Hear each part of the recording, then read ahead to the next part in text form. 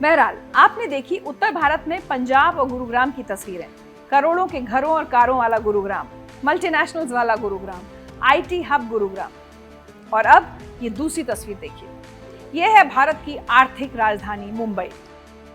Hurun global rich list 2024 कहती है कि मुंबई में करीब 92 अरबपति रहते हैं। लंदन और न्यूयॉर्क के बाद सबसे ज्यादा अरबपति यहाँ रहते हैं। लेकिन इस शहर की हालत देखिए। 2024 में यहाँ खुले मैनहोल में गिरकर एक महिला विमल गायकवाड़ ने जान गंवा दी, जिसके बाद उनके पति ने बीएमसी पर केस कर दिया। क्या आपको पता है भारत का सबसे अमीर म्युनिसिपल कॉर्पोरेशन यानी महानगर पालिका किस राज्य में है?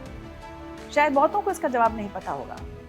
भारत का सबसे अमीर म्युनिसिपल कॉर्पोरेशन है महाराष्ट्र की राजधानी मुंबई का बीएमसी। साल 2025-26 के लिए बीएमसी का बजट लगभग 74,000 करोड़ रुपए से ज्यादा का है। साल दर साल बीएमसी का बजट भी बढ़ता ही गया है। 2024-25 में करीब 60,000 करोड़, तो 2023-24 में 54,000 करोड़ था। ये साल 2022-23 में ये बजट 46,000 करोड़ था। बजट तो बढ़ रहा है, लेकिन हो क्या रहा है? आपको जानकर हैरानी होगी कि ये बजट देश के 8 राज्यों से ज्यादा है।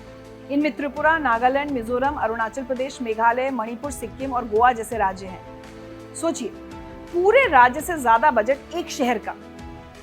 लेकिन क्या होता है हर साल बीएमसी के बजट का? जिस शहर के म्युनिसिपल कॉर्पोरेशन का वार्षिक बजट देश के 8 राज्यों से ज्यादा हो और जो भारत का सबसे अमीर म्युनिसिपल कॉर्पोरेशन हो, उस शहर की स्थिति कैसी होनी चाहिए? और असल में हालात क्या हैं? ये भारत के साथ साथ पूरी दुनिया देख रही है। मुंबई को भारत की फाइनेंशियल कैपिटल कहा जाता है, लेकिन असल में मुंबई फ्लड कैपिटल बन चुकी है। हर साल मॉनसून में शहर की भयावह तस्वीरें सामने आती हैं। इस साल भी वही हुआ।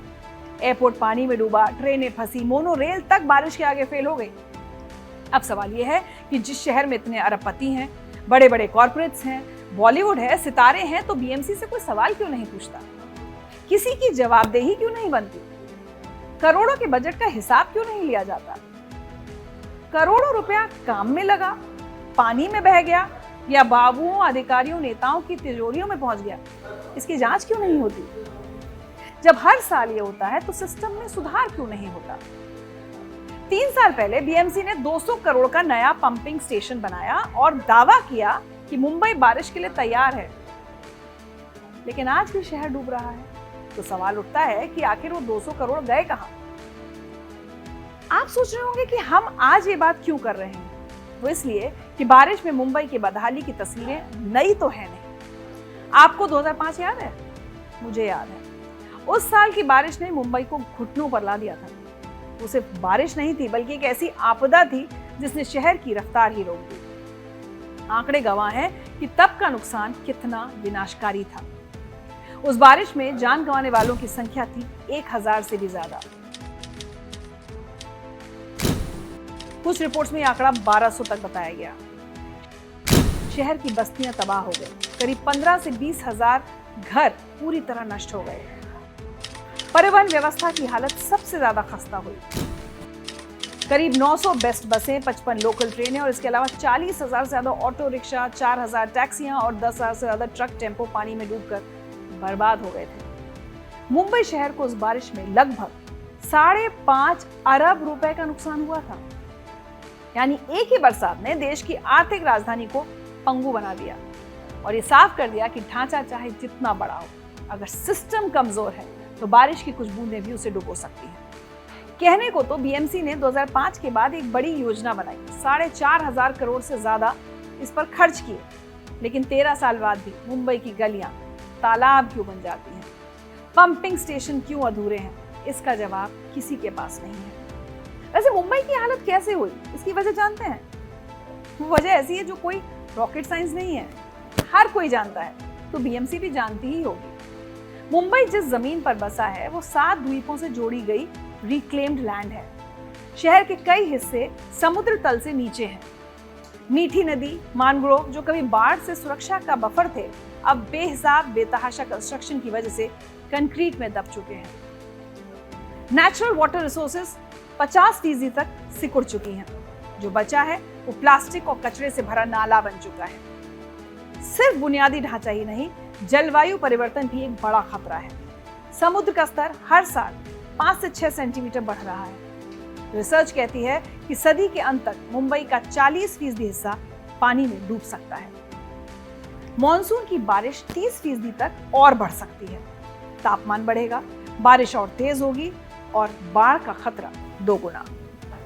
हैरानी इस बात की है कि अरबों के बजट के बाद भी मुंबई से जल निकासी का सिस्टम अंग्रेजों के जमाने का है, जो सिर्फ 25 मिलीमीटर प्रति घंटे की बारिश सह सकता है।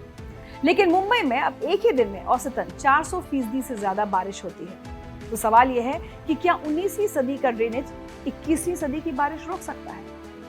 मुंबई में ड्रेनेज सिस्टम की व्यवस्था अंग्रेजों के शासनकाल में आई थी। ये बात साल 1860 से 1900 के बीच की है।